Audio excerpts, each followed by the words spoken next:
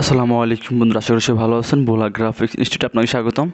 তো আজকে আমি একটি লোগো ডিজাইন দেখাবো সাহাবা।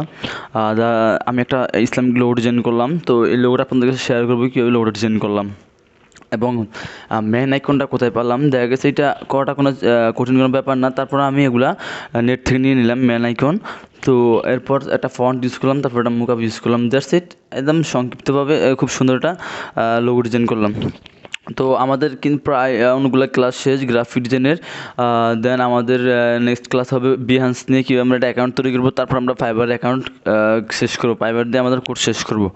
এবং তারপর থেকে আমি দেখাবো আপনারা কীভাবে ক্লায়েন্ট খুঁজ করবেন, কীভাবে ক্লায়েন্ট পাবেন, আর বিভিন্ন আইটেমে অ্যাডভান্স লেভেল ডিজাইন নিয়ে ভিডিও মেক করবো। ওকে, তো আজকে আমার মন হলো যে এটা নিয়ে একটা লোগো ডিজাইন করি, সেজন্য আমি এটা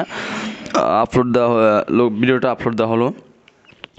তো এখান থেকে আমি প্রথমত ফার্স্ট যেটা করব, আমাদের এখান থেকে আমি একটা লোগো ডিজাইন করার জন্য জাস্ট আমি কিছু আইকন ডাউনলোড করে রাখলাম। এখান থেকে আমরা আইকনগুলো পাবো। আমরা গুগলে ঢুকে আমরা লিখে সার্চ করব যে ইসলামিক ম্যান আইকন লিখে সার্চ করব। যেমন আমি আইকনটা ইউজ করলাম, ইসলামিক ম্যান আইকন লিখে সার্চ করব। আমরা সার্চ করলে অটোমেটিকলি অনেক আইকন চলে আসবে আউটলাইন লিখে সার্চ করলে, ঠিক আছে। তো আমি এটারে কী করবো, এটা নেওয়ার পর আমি এখান থেকে এই যে এখানে দেখেন ইমেজ ট্রেস আছে, ইমেজ ট্রেসে ক্লিক করলাম। ক্লিক করার পর দেখেন আমার আইকনটা এখন ভেক্টর ফাইল হয়ে গেলো। আগে অ্যাকচুয়ালি পিক্সেল, এখন ভেক্টর হয়ে গেল। এরপর আমি কি করব, এরপর আমি এখান থেকে এক্সপান্ড করে দেবো। ওকে, এক্সপান্ড করে দেওয়ার পর আমি এখান থেকে আনগ্রুপ করব। এখন আনগ্রুপ করার পর এগুলো সব আমি ডিলিট করে দিব, শুধু একটা আইকন রাখবো।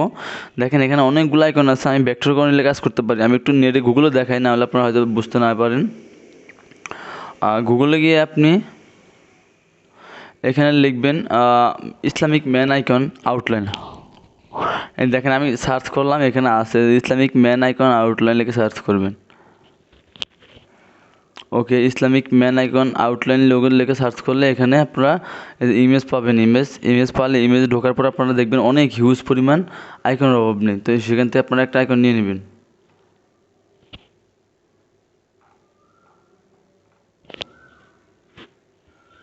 ওকে, আসলো। এখান থেকে খোঁজ করে নেবেন, এখান থেকে খোঁজ করে অনেক আইকন পাবেন, ঠিক আছে। খোঁজ করতে পারবেন। আমি যেটা নিয়েছি এইটাই ফ্রেম, যে এইটা আমি যেটা নিয়েছি এটা কিন্তু এইটা আইকন, ঠিক আছে। ওকে, তো এখন যেটা করবো, এটা আমার শেষ। এখন আমি এটা একটু বড় করে নিই, ভেক্টর করা শেষ। আমি এখানে এটা রাখবো। দেখেন এখানে কিন্তু আমার এখন এটা ভেক্টর করার পরে আমার কিন্তু ভিতরেটা কালারটা কিন্তু ধরে ফেলছে হোয়াইট। তো এটা আমি ডিলিট করে দিব, সিলেক্ট করে ডিলিট দিব, এটা ডিলিট দিব, এটা ডিলিট দিব। ওকে, দেওয়ার পরে আমি এটা এখানে রাখবো। রাখার পরে আমি এখান থেকে একটা আইকন ইউজ করব, একটা নেম ইউজ করব।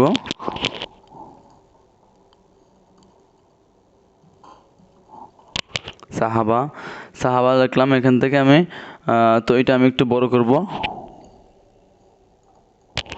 এখান থেকে আমি একটা ফন্ট দিব। দেন এটা ফন্ট দিলাম আমি। এই ফন্টটা আপনারা চাইলে নেট থেকে ডাউনলোড করে নিতে পারবেন। ফন্টের নাম হলো বিটম এরকম কিছু নাম। এই যে এই নামটা লিখে সার্চ করবেন, পেয়ে যাবেন, ঠিক আছে। তো আমি এই ফন্টটা দিব। ফন্টটার সাথে ফন্টটা আমার ভালো লাগছে, লোগোটার সাথে ফন্টটা যায়। ওকে,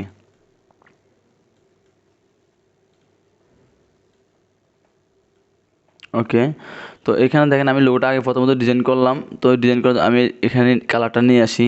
অনেক সময় দেখছি অ্যাকুরেট কালার পাওয়া যায় না। আমি চাইলে এখান থেকে ধরে এইভাবে এখান থেকে কালারটা দিতে পারি, ঠিক আছে। এইভাবে কালারটা আমি দিতে পারি।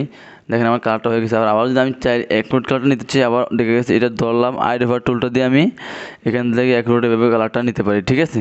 ওকে, তো এটা আমি ডিলিট করে দিলাম। এরপর আমি যেটা করবো, এরপর আমি যেমন এইটার আমি এখান থেকে আমি ইয়েলো করে দিব। দেখেন এখান থেকে কিন্তু আমার এই কালারটা কীরকম কালারটা চলে আসে, এখানে গ্রে কালারটা চলে আসে। সেক্ষেত্রে আমরা এখান থেকে এখান থেকে দিয়ে দেবো সিএমওয়াই কালারটা দিব। আমি সিএমওয়াই কালারটা দিলে আমি দুটো ধরবো। ধরার পর এখান থেকে আমি এই রাখলাম। ওকে, এই রাখলাম। দেন আমার লোগোটা ডিজাইন করা শেষ। এখন আমি এগুলো গ্রুপ করব। এই গ্রুপ করলাম। গ্রুপ করার পরে এখন আমি ফটোশপে চলে যাব। ফটোশপে চলে যাওয়ার পরে এটা ফটোশপে চলে যাওয়ার পরে আমি একটা মুকআপ অ্যাডজাস্ট করবো। মুকআপ পালি কীভাবে অ্যাড করবো আমি। ওকে, তো এখন আমি ফাইলে ক্লিক করব। ফাইলে ক্লিক করার পরে ওপেন থেকে দিস পিসি থেকে আমার একটা মুকআপ আছে, আমি ভালো মুকআপ, ওইটা আমি ইউজ করব।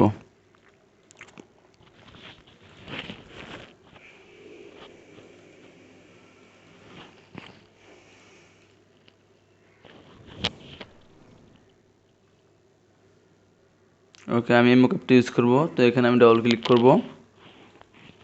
ওকে, এখন আমি যেটা করব, আমি এখানে এটা অ্যাডজাস্ট করবো, এটা অফ করে দেবো। অফ করে দেওয়ার পরে আমার লোগোটা আমি ধরলাম, ধরার পরে আমি এখান থেকে কপি এডিটে যাবে, এডিট থেকে কপি করে নিলাম। নেওয়ার পরে আমি এখান থেকে যা এখানে একটা ক্লিক করব, এবার পেস্ট করে দেবো। কন্ট্রোল ভি অথবা এডিট থেকে পেস্ট।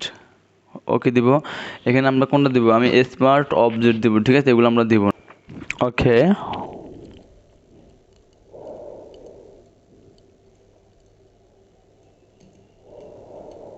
এখান থেকে আমি ফাইল থেকে সেভ দিব।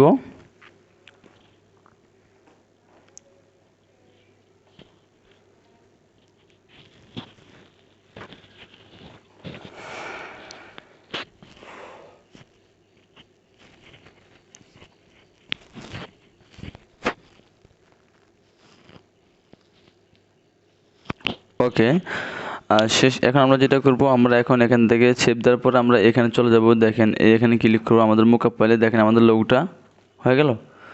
দেন এইটার লোগো, এটা আমি দেখালাম আপনাদেরকে, দেখেন এইটার লোগো এখন তৈরি করলাম, সেম একই রকম লোগো হয়ে গেল। তো আজকের ক্লাসটাই পর্যন্ত থাকবে। তো আমার ভিডিওটি যদি ভালো লাগে অবশ্যই আমার চ্যানেলে সাবস্ক্রাইব করবেন। নেক্সট ক্লাসে দেখা হবে, আমরা বিহান্স অ্যাকাউন্ট কীভাবে তৈরি করবো এবং ওখান থেকে কীভাবে ক্লায়েন্টের জন্য ডিজাইন সাবমিট করবো, এগুলো সবগুলো আমি দেখাবো। সে পর্যন্ত সবাই ভালো থাকবেন। আল্লাহ হাফিজ।